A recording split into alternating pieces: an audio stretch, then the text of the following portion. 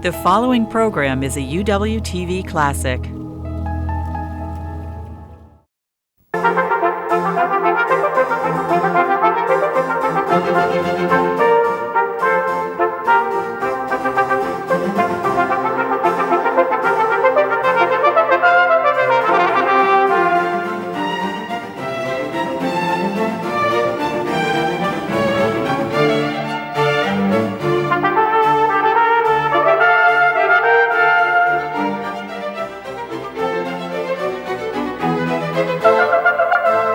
From the University of Washington in Seattle, Upon Reflection. Hello and welcome to Upon Reflection. I'm Marcia Alvar. Fanfare for the Common Cold, Concerto for Two Pianos versus Orchestra, Music for an Awful Lot of Winds and Percussion.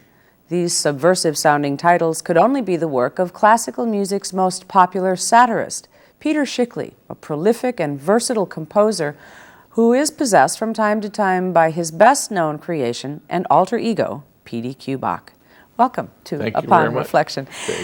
One of the things that you're often praised for is the fact that your parodies and satires in music allow people who don't know a great deal about classical music in. There are a lot of ways for people to play with what you do.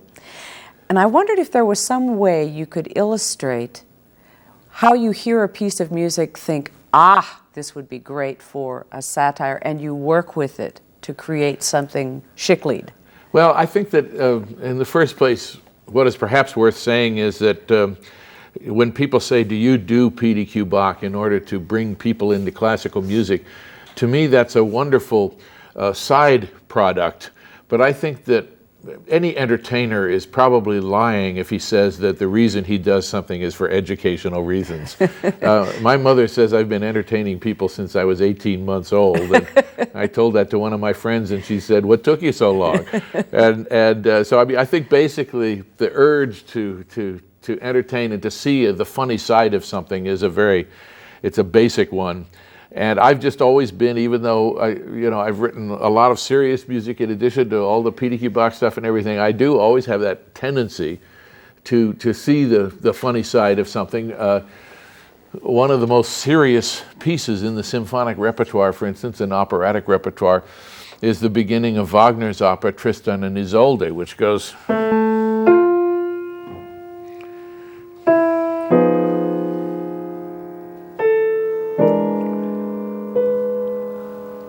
And years ago, it occurred to me that you could do that as a tango.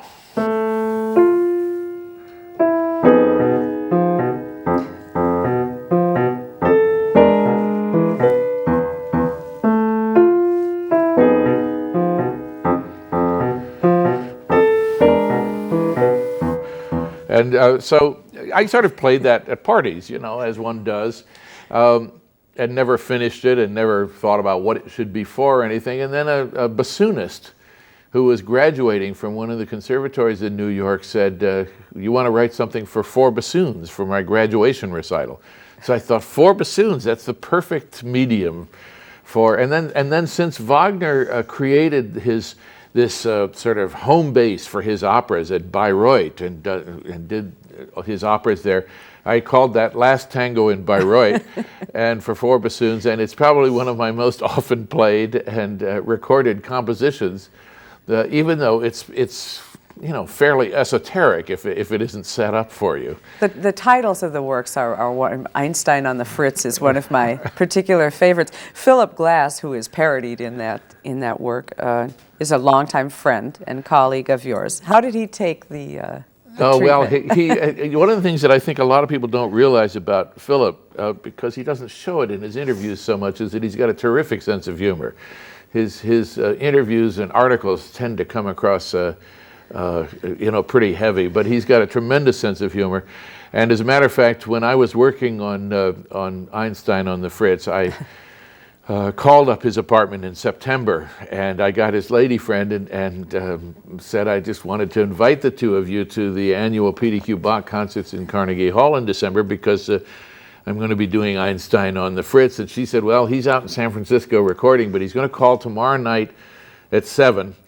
So I'll have him call you tomorrow night at 7. So I said, okay, just tell him that I'm doing a takeoff on Einstein on the beach, doing a takeoff on his music, and I hope he can come. So 7 o'clock the next night, the phone rings, and I pick it up, and it's Philip saying, "Et tu, Brute?" And so, he came and enjoyed it a lot. And as a matter of fact, it was a coincidence that we happened to be working with the same copyist at the time. He was having a piece copied by the same copyist I was working with. And he came up to her office once, and she was working on Einstein on the Fritz, and he picked up one of the flute parts and said, "Well, looks right." So, he got a big kick out of it. He paid you a wonderful compliment once in a description of you where some people have a knack for spoken languages, and he said you had a tremendous ear. He said Peter could do synthetic Stravinsky. Peter could do synthetic Mozart. And it was just this gift you had for replicating this sound. Well, it's interesting. To me, I mean, I can do that to a certain extent, but actually, to me, the secret ingredient of P.D.Q. Bach is that it isn't exactly a replica of Bach or Mozart or whoever it's sending up at the time. It's, for want of a better word, a little twisted. Yes, right, and it actually has its own sort of language, and I think what you strive for in something like that is to make it worth listening to, fun to listen to more than once, even after you know what the gags are, and maybe that's something I learned from Spike Jones. When I was a kid, I was a tremendous Spike Jones fanatic and spent hours with my brother and friends acting the records out to each other and lip syncing them. In front of the Rotary Club. In front of the Rotary Club later on, right. And but one of the things that impressed me then and still impresses me now is what a good band Spike Jones had, the tremendous musicians, and I've met people who've talked to him, and I've met his daughter Linda, and also people in theaters around the country where he's played. And I know that he loved to give the impression that they never rehearsed, Just this sort of racket. Yeah, right. One stage manager the theater manager in Hershey, Pennsylvania, said that Spike Jones would come in and the manager would say, "Well, what do you want to do?" And he would say, "Well, what do you want to do?" And he would just, but behind the scenes, I happen to know he was a workaholic, and they rehearsed all the time. And of course, that's the trick, is to make it sound like it's off the cuff, but actually, like many writers who write beautifully fluid prose, but you find out then worked over every word. With such an ear for the way other people create music, was it a struggle at all to sort of make your way through the musical thicket to what your own sound was, your own style? Well, I sort of have always felt that that you do that in time, and I'm not saying I never thought about it or worried about it, but I've sometimes thought that this century has such a high priority on individuality that young composers, worry about it too much. In other words, I remember when I was a composition student at Juilliard, to tell somebody that his quartet sounded Shostakovich or something was terrible. Nobody wanted to hear that. And yet I think in the 18th century, you just wrote music. And if you had an individual personality, it came out as you matured. But you didn't worry about finding your own voice so much as early as possible, So it's true that I have a chameleon-like quality there, and even among my serious music, it ranges from serious, really serious with a capital S, sad, whatever you want to. But also a lot of my serious pieces have real sort of fun places in them, and you just can't stop yourself. Well, it's even more philosophical than that. I've always said, it's true, I can't stop myself, but it's always bothered me that people accept the idea of a novel or a play or a movie that is basically serious having comic scenes in it. But in music, they seem to say this is either a serious piece or a funny piece, period, nothing in between, And that's just not the way I think. I'd love to hear you play something that is less sort of what people most associate you with, the funny, ha-ha, something that is more serious, something that's another facet of your work. Well, there are all sorts of facets of my work, and actually there's there's another whole facet that is perhaps the least known of what I do, which is modern, what you might call folk pop songs in the Randy Newman, Paul Simon tradition. There's a little serious piano piece I thought I'd play as we're going out at the end of the program, but maybe what I'll do now is sing one of those songs. Which, speak for yourself. Yes, right. And here again, the songs range from very serious to very funny, but here's one that somebody once wrote to me and said, "Can I please have the lyrics of this song? I'd like to put them up on my refrigerator." Got up this morning, couldn't fit in my jeans, and need to lose a lot of weight, and you know what that means. It means hunger, hunger, it means hunger. All it takes is a couple of weeks on the road, and I come back looking like Mr. Toad, 'cause of hunger, hunger, 'cause of hunger. Now I really hate being so gall darn fat, but there's something else I may hate worse than that, and that's hunger, hunger, and that's hunger. Still in all, you know, it doesn't make sense to be a dictionary picture of the adjective immense, 'cause of hunger, hunger, 'cause of hunger. And you can't believe all that you read in the press. If you want to lose weight, well, you gotta eat less. It means hunger, hunger, it means hunger. So to most of the foods that I love, so I'm gonna say goodbye, and I'll say hello to old hunger, hunger, to old hunger. And every time I feel I can't be strong, I'll just write another verse to this dippy little song about hunger, hunger, about hunger. Bye bye love, bye bye happiness, hello emptiness, feel like I could die. It could just go on and on. A little help from the Everly Brothers there at the end, right? You did arranging for Buffy St. Marie and Joan Baez.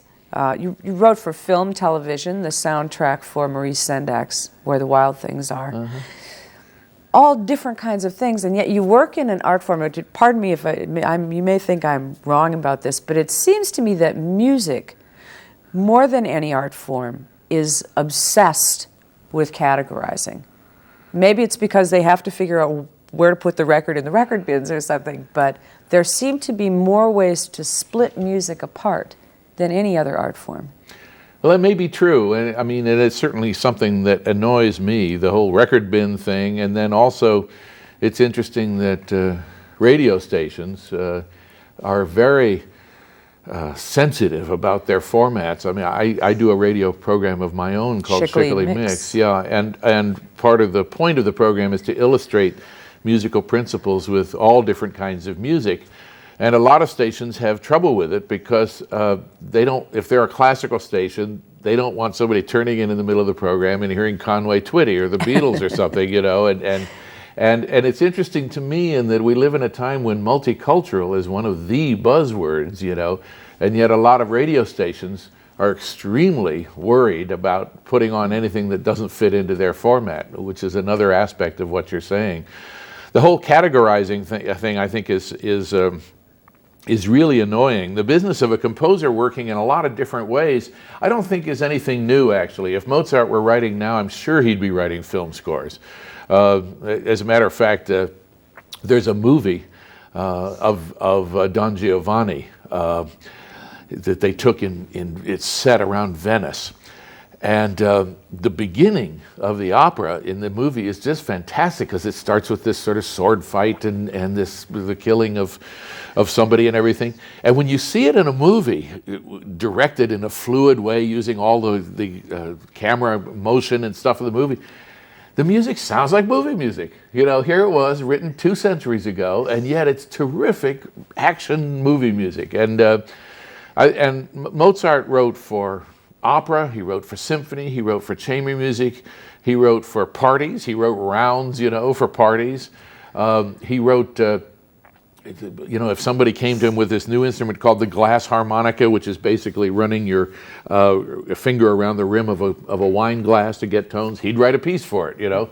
And he wrote music for people to eat dinner to. And so I think that the kind of thing that I've done, and there are certainly other composers who have too, of writing in all these different, for all these different media, is not that new. It's just that there are more different media now. How did we get in the pickle that we're in then? If the composers, the Mozarts of the world, had this great sort of elasticity about what they did, how did we get to be so ossified and so rigid?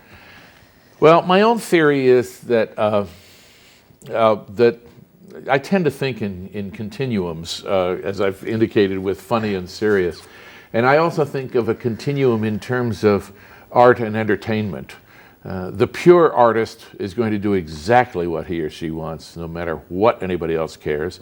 The pure entertainer will do anything to get a laugh or anything to get a response, whether he or she really believes in it or not, right? Those are the extremes. For my taste, a lot of my favorite composers fall somewhere in between. Mozart cared a great deal how his audiences were going to react to his music, and he when he went to Paris, he knew they liked a certain kind of sound in their symphonies, and he wrote employing that, you know. And even Beethoven, who was certainly one of the first 19th century romantic artists, pieces like the Moonlight Sonata were popular right from the beginning, you know. I mean, he wrote very popular pieces, and 20,000 people showed up at his funeral. And I think something that happened in this century, that started in the 19th century and really came to fruition in this century, was the artist against society, and this feeling of course the common people aren't going to like what I do, I'm way ahead of my time. And then there's also something that I feel, and I always hesitate to talk about this because I don't want to get into trouble with friends or to exaggerate it, but music has always had patrons, and in the 18th century it was princes and the church primarily. And in the second half of this century in the United States, it's tended to have been universities. Most composers have made their living teaching at universities.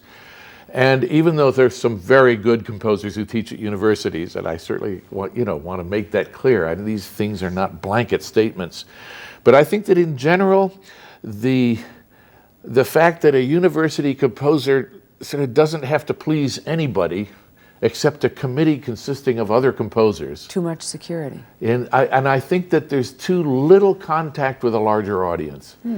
And when I was a student in the 60s, you know, at Juilliard and stuff, composition concerts, new music concerts, tended to be attended by other composers. And for all the people like to put down minimalism and everything, one of the things that was very interesting, since I've known Philip Glass all along and gone to his concerts right from the beginning, is that a completely different audience showed up for his concerts than for the contemporary music concerts of the day. And it was a very trendy crowd, if that bothered you, but it was a crowd very much from the art scene, but it wasn't just other composers. And I think that when we look back on now, minimalism is going to be seen to have done several things that to sort of affected some corrections in where music went. And one of them in the sense of momentum, in the sense of danciness and beat, and the other in the sense of caring about what somebody thought about the music other than other composers. I want to return to a night in 1965. I'm talking about taking risks and playing to different audiences. You had, I mean, sort of in the best tradition of let's do a show, had rented Town Hall in New York. Tell me, because what I've read about that night when you unleashed P.D.Q. Bach on the world at large, the two words that I keep running across most often when it comes to how the audience initially reacted was startled and stunned. Right. Well, I think that there's one thing to say first about that, which is that I had been doing these concerts both at Juilliard and at the Aspen Music School in Colorado in the summer for 6 years before that. But not to that wider audience. Not to the wide that audience, no. But it's important, I think, to point out that I and George Messer, the conductor that I worked mostly with during that time, we got a chance to work out the format of the thing. It wasn't like this was the first time in front of any audience, you know. And as a matter of fact, it was tapes of those concerts in Aspen and Juilliard that a friend of mine, who then became my first personal manager, he took them around to record labels and got Vanguard interested in through those tapes. So it definitely was the first time for a larger audience, but it had an underground reputation. And Town Hall seats 1,500 people. It's not like we were doing a Radio City Music Hall with 6,000 people. And but among musicians and stuff, it already had a reputation, and the word went out. We did find out something, though, in the advertising of that first concert, which is that when it comes to advertising, you shouldn't be too subtle. We developed this beautiful poster with a photograph by Dwayne Michaels, who went on to become a very well-known photographer, and I got well-known musical friends of mine to agree to put their name to quotes about P.D.Q. Bach, like Walter Trampler, who played the viola d'amore, agreed to have his name put to the quote, "I thank every day that does not see the discovery of a P.D.Q. Bach concerto for the viola d'amore," etc. Well, this poster was so classily designed, it looked so great, that it went right over the heads of a lot of people. A lot of people never noticed that it was funny, you know. And we had wanted to do the concert on April 1st, but that didn't work out, and so it was April 26th. But, you know, we learned after that, so that whatever you do in the hall, in the advertising, you put hilarious, boffo, you're going to laugh. Zany. Chuckle, yeah. So, but we did, but the audience, I think you have to remember in 1965, aside from Anna Russell and Victor Borge, in terms of classical music, that was about the only humor there was. And also in 1965 was the heyday of the LP. And with the advent of the LP, you know, they started recording everything. The complete Vivaldi, the complete Haydn string quartets, the complete Bach cantatas, the complete, you know. And as a friend of mine said, I think we were experiencing Baroque backlash. That a lot of people were really ready for something that made fun of Baroque and 18th century music. It was a wonderful moment. I mean, the setup was perfect. I think that's one of those things, you don't time it. You know, you just do what you do. But in retrospect, the timing seems perfectly for a takeoff on 18th century music. You did precisely what you were just saying. You left a secure teaching job in a music school to go out and do this. And you know, you look back at something like this and think, oh, it was such a success, but I was surprised at how lean the times were, how long it took. It did take a while, a period of several years. No, I quit teaching at Juilliard in '65, which was that first public concert, and partly because I wanted to be free to tour. There were other two reasons too, by the way. Just as a composer, I wanted to be out of the academic scene, but I wanted to be free to tour with P.D.Q. Bach. Well, of course, a lot of the Juilliard faculty tours all the time. I could have kept my job there probably, because when it came down to it, we toured, 3, 4, 5 weeks out of the year. I mean, it was very little. And I would say it took about 7 years or so before it really came close to making any significant amount of money. The first 3 tours I did, I came back poorer than when I had started. We tried touring with our own chamber orchestra, which turns out to be an extremely efficient way of losing money. And it wasn't until I took the advice of a friend, I got to say, who said it from the beginning. He said, what you ought to do is appear as a guest soloist with symphony orchestras. It wasn't until I followed his advice in 1969 that it began to turn around. And then certainly by the mid-'70s, it was providing my major income. And I should say, by the way, that I met somebody once who said she sat next to me at a banquet in 1966 after a concert on our first tour. And she asked me how long I thought this would last, and I said maybe 5 years at the most. You know, well, we just celebrated our 30th anniversary at Carnegie Hall last year, and I had no idea it would go on that long. PDQ's sort of under house arrest in New York right now. He shows up to do his December concerts, which are always sold out and a big hit at Carnegie Hall. But you've sort of you sent him to his room a little bit. Well, you know, life is long for most of us. Everybody's talking about how short life is, but barring a disaster, most of us live quite a long time. I mean, I'm sure you've had the experience of suddenly remembering something that you did decades ago that you'd completely forgotten about. Well, I'd been touring for 25 years with P.D.Q. Bach, and there were several reasons I quit the touring. One is that I felt like I was ready for a change. People many times after concerts talked about what a good time I seemed to be having up there on the stage, and that was really true, you know. But once in a while I began to feel like I was on automatic pilot, and I wanted to avoid that. So, and also I had this idea for a radio program that I wanted to do, and I knew that I probably couldn't do both. It would take a lot of time. And so I regard myself as quite irresponsible, but I'm not completely irresponsible. I figured out the time to quit touring P.D.Q. Bach, which was by far the biggest thing in my life in terms of putting food on the table. The time to quit that was when my youngest child graduated from college. So I timed that out and quit touring when my son graduated from college. And now we've continued to bring out some recordings. There have been several recordings since I quit touring of P.D.Q. Bach's music, including some of my favorite P.D.Q. Bach new discoveries, like the Short-Tempered Clavier, for instance,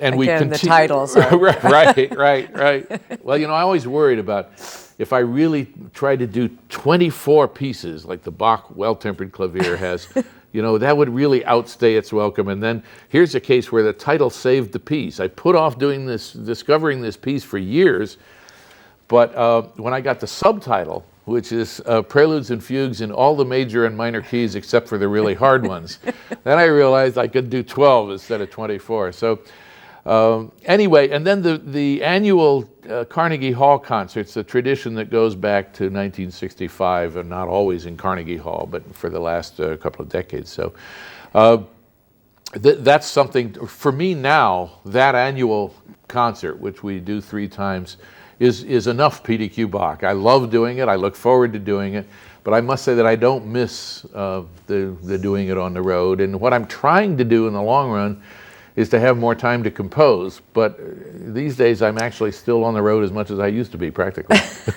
You just can't help yourself. Well, I am taking a sabbatical next year from performing. We are almost out of time, and I want to have time for you to play the piece that you saved for the very end. Right. It's a little piano piece from a group of pieces called Afternoons, and it's an example of a piece that is inspired by a guitar technique of this, where you do this ding ding ding ding ding ding with the thumb, and it's just a nice folky little piece for piano.